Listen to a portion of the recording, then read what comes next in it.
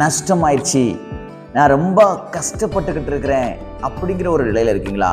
ஏன்னா என்னை சுற்றிலும் இருக்கிறவங்க எல்லாரும் கஷ்டப்பட்டுட்டு இருக்கிறாங்க. என்னை சுற்றிலும் இருக்கிறவங்களுக்கு எல்லாத்துக்கும் வீட்டுல பயங்கரமான பிரச்சனை, அதனால எனக்கும் அப்படி ஒரு பிரச்சனைன்னு சொல்லி எல்லாத்தையும் சமாளிச்சுக்கிட்டு மற்றவர்களோடு கூட உங்க வாழ்க்கையை ஒப்பிட்டு பார்த்து திருப்தி அடைஞ்சுக்கிட்டு இருக்கீங்களா? இல்ல, கர்த்தர் உங்களுக்கு ஒரு வித்தியாசமான ஒரு வாழ்க்கையை கொடுத்திருக்கிறார். 1 ராஜாக்களின் புஸ்தகம் 17வது அதிகாரம் 16வது வசனத்தை நான் வாசிக்கிறேன்.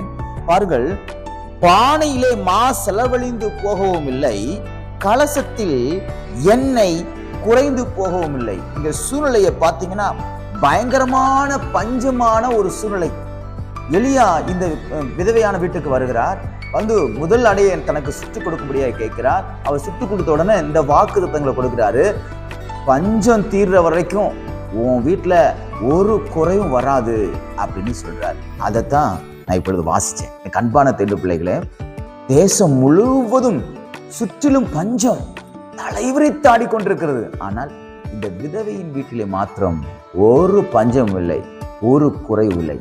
எல்லார் குடும்பத்திலையும் பிரச்சனை இருக்கலாம், எல்லார் வீட்லயும் பிரச்சனை இருக்கலாம், எல்லாருடைய வேலையிலையும் பிரச்சனை இருக்கலாம்.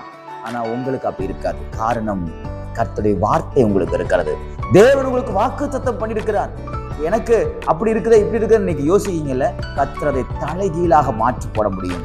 இந்த விதவையான இந்த சகோதரிக்கு 2 அடைதான் சுடுறதுக்கு மாவு இருந்துச்சு, எண்ணெய் இருந்துச்சு. ஆனா கர்த்தர் பாருங்க, எல்லாவற்றையும் தலைகீழ மாற்றி போட்டு மற்றவர்களுக்கும், தேசத்தில் இருக்கிறவங்களுக்கும், தன்னுடைய குடிகள் இருக்கிறவங்களுக்கும், தன்னுடைய தெருவில் இருக்கிறவங்களுக்கும், தன்னுடைய ஊர்ல இருக்கிறவங்களுக்கும் பெரிய வித்தியாசத்தை ஏற்படுத்தி கொடுத்தார். அவங்க எல்லாம் பஞ்சத்துல சாகுறாங்க, பட்டினியில சாகுறாங்க. ஆனா இந்த விதவையுடைய வாழ்க்கையில ஒரு பெரிய மாற்றத்தை ஏற்படுத்தி கொடுத்தார். வித்தியாசம் பார்த்தீங்களா? எல்லாரும் சாப்பாடு கூட வழி இல்லாம இருக்கிறாங்க. ஆனா இந்த அம்மா சாப்பிட்டு, இந்த குடும்பம் சாப்பிட்டு, அவங்க சுற்றத்தார் சாப்பிட்டு திருப்தியா இருக்கிறாங்க. என்ன சொல்ல வரேன் தெரியுமா? எல்லாருக்கும் பிரச்சனை இருக்கலாம், அது தீராம போகலாம், ஆனா உங்களுக்கு தீரும். எல்லாருக்கும் கண்ணீர் இருக்கலாம், அதே போல உங்களுக்கு கண்ணீர் இருக்கலாம், அது தீராம இருக்கலாம், ஆனா கர்த்தர் தீர்த்து கொடுக்க, அதை மாற்றி கொடுக்க அவர் உண்மை உள்ளவராக இருக்காரு. எல்லாருக்கும் தேவை இருக்கலாம், அது சந்திக்கப்படாம இருக்கலாம், ஆனா உங்க தேவைகளை அவர் சந்திக்க வல்லமை உள்ளவராக இருக்கார். எல்லாருக்கும் பலவீனம் இருக்கலாம், அது போகாம இருக்கலாம், ஆனா கர்த்தர் உங்க பலவீனங்களை மாற்ற உண்மை உள்ளவராக இருக்கிறார். எல்லாருக்கும் முன்பாக ஒரு மாற்றம் நிறைந்த ஒரு வாழ்க்கையை கர்த்தர் கொடுப்பார். அவங்க கூட இவங்க கூட நீங்க பார்க்காதீங்க.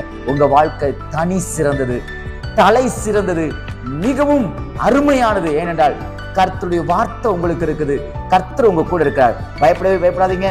மற்றவர்களுக்கும் உங்களுக்கும், உங்கள் சத்துருக்களுக்கும் பெரிய வித்தியாசத்தை ஏற்படுத்தி தேவன் உங்களை அலங்காரமாக வைத்து ஆசீர்வதிப்பாராக. இந்த நாள் உங்களுக்கு ஆசீர்வாதமான நாளா இருப்பதாக. God bless you.